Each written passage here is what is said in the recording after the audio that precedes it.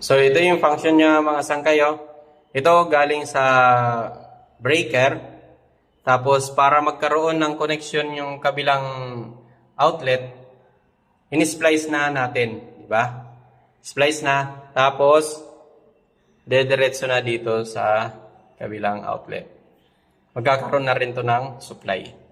Then dito, ikakabit lang dyan, lagyan ng jumper, then meron na dyan outlet. Then dito naman sa kabila, magkakaroon na rin siya ng outlet. Na hindi, maski masira yung outlet dito, hindi maapektuhan yung kabilang outlet. Yun ang kagandahan mga sangkay.